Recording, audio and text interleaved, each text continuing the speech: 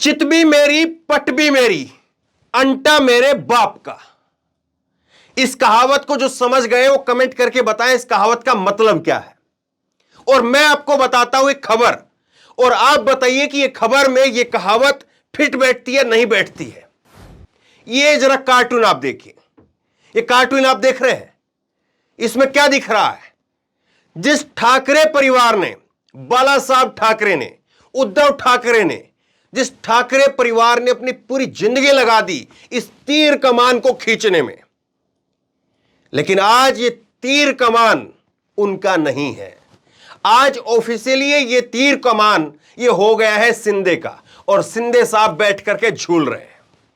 और बताने की जरूरत नहीं है कि शिंदे साहब के सिर पर किसका हाथ है।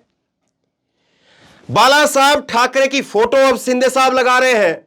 बाला साहब के जो चुनाव चिन्ह जिन्होंने जो बनाया उन्होंने शिवसेना का, वो लगा रहे हैं। शिवसेना का ऑफिशियली नाम वो भी उनका हो गया है।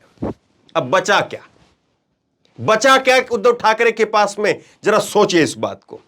खबर मैं आपको दिखा रहा हूं कि किस तरह से चीजें हो रही है और इसको लेकर के क्या कुछ कहा जा रहा है। भास्कर ने लिखा है, शिंदे की हुई शिवसेना, तीर कमान निशान भी मिला, चुनाव आयोग बोला उद्धव गुट ने चुनाव बगैर लोगों को नियुक्त किया, यह असंवैधानिक है। जो मैंने शुरुआत में कहा था ना, चित भी मेरी पट भी मेरी, अंटा मेरे बाप का। अब जरा इसको समझिए। एक तो शिवसेना का ऑफिशियली नाम वो उद्धव ठाकरे के पास चला गया, शिंदे के पास चला गया उद्धव ठाकरे से। दूसरा, जो तीर कमान का चुनाव चिन्ह है वो भी चला गया शिंदे के पास में। और तीसरा कह दिया कि ये जो है वो उद्धव ठाकरे की, उद्धव गुट का, वो उन्होंने लोगों को जो नियुक्त किया है वो असंवैधानिक है। अब बताइए, जो चुनाव चिन्ह जो शिवसेना बाला साहब ठाकरे ने खड़ी की, बाला साहब ठाकरे के बेटे, उन्हीं से वो शिवसेना और उन्हीं के मुख्यमंत्री रहते हुए वो शिवसेना कैसे टूटी, उनकी सरकार से बाहर हुई, और कैसे आज वो वहां पर जाकर के बैठ गए।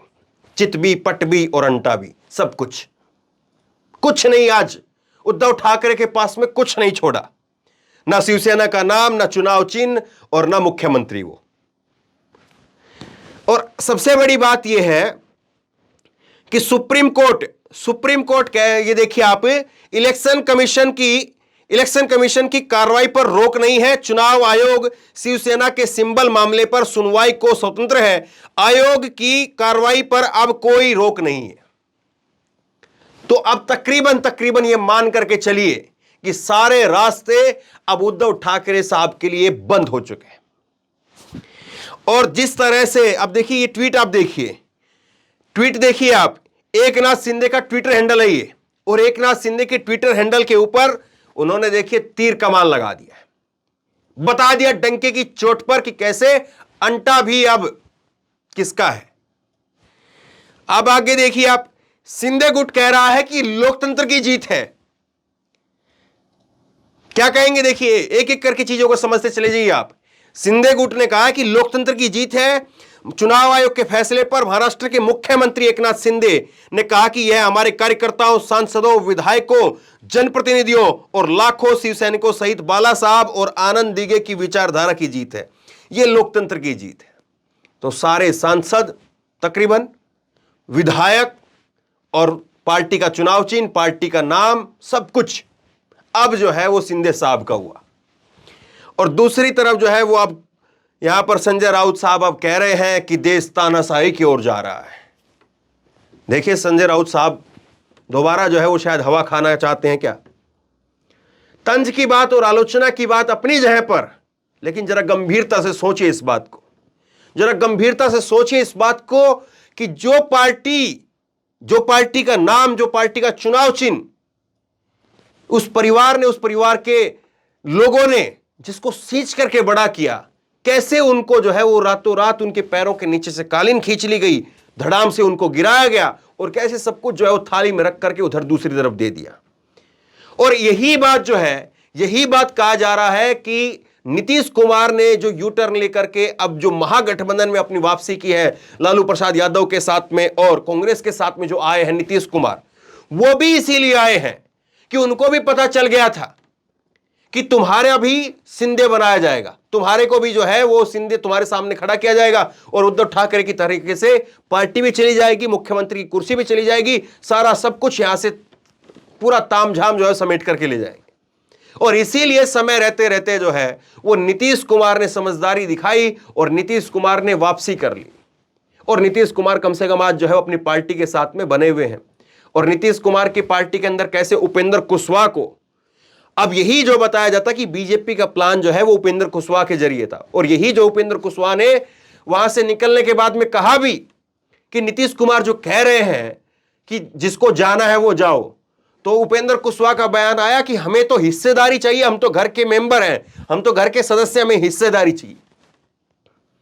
सोचिए अगर नीतीश कुमार अगर वहां नहीं गए होते, महागठबंधन में नहीं गए होते और कांग्रेस ने और लालू यादव ने अगर उनका साथ नहीं दिया होता, तो आज दूसरा जो है दूसरा सिंधे उद्धव ठाकरे की तरह से आज नीतीश कुमार खड़े होते। और सोचिए जरा इस बात को कि कैसे जो है अखिलेश यादव इस पूरे प्रकरण से अछूते रह गए, वरना अखिलेश यादव को भी अगर इसी तरह से उद्धव ठाकरे की तरह से अगर कर दिया जाए तो फिर कौन बचेगा उत्तर प्रदेश के अंदर विपक्ष में? क्योंकि कांग्रेस जो है वो भले ही प्रियंका गांधी कितना ही जो है वो वहां पर जोर शोर से चुनाव प्रचार करे, लेकिन अपने आप को वोटों के लिहाज से वहां पर नहीं ला पाई। मायावती जी जो है वो शांत है, अपने घर पर है, तो एक जो है वो वहां पर विपक्ष के नाम पर अखिलेश यादव है। और अखिलेश यादव के घर पर भी किस तरह से आपको याद होगा आपको किस तरह से उनके मुख्यमंत्री रहते हुए ही चीजें हुई थी, लेकिन वो प्लान कैसे कामयाब नहीं हुआ उस बात को भी जरा आप सोचिए। सवाल सीधा सा ये है कि चितपट और अंटा ये किसके हाथ में है, और कौन चितपट और अंटा को लेकर के जो है वो कैसे घूम रहा है और कैसे घुमा रहा है। क्या कोई संस्था ऐसी नहीं है, क्या कोई जगह ऐसी नहीं है जहां से बैठ करके ईमानदारी से चीजों को देखा जा रहा हो, जहां से बैठ करके ईमानदारी से लिखा जा रहा हो? बताइए इस बात को। क्या कोई इतिहास में लिखेगा कि कैसे 23 जून को एक लेटर जारी होता है और उस लेटर के अंदर जो है उस लेटर के अंदर सिंधे बताते कि मेरे पास इतने विधायकों का समर्थन है, और 1 साल नहीं पूरा होता है और आज सिंधे को सब कुछ बना दिया गया। और कल जब सिंधे को इतना सब कुछ दिया गया है तो जाहिर तौर पर सिंधे को भी अब इस बात की खबर जरूर होगी, और सिंधे को भी इस बात का जो है वो अंदर ही अंदर एहसास होगा कि जब वो दूसरों से ला करके तुमको इतना सब कुछ दे सकते हैं तो तुम्हारे पास में कितनी देर तक कौन सी चीजें छोड़ेंगे, और तुम्हारे पास से लेकर के फिर किसी और को देने में कितनी देर लगेगी।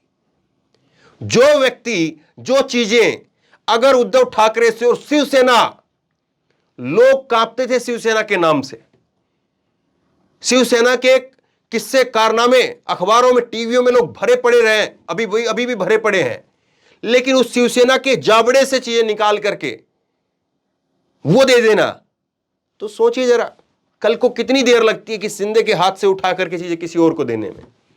तो बहरहाल आप बताइए आप क्या सोचते समझते हैं, और आपको कितनी बातें क्या कुछ समझ में आ रही हैं।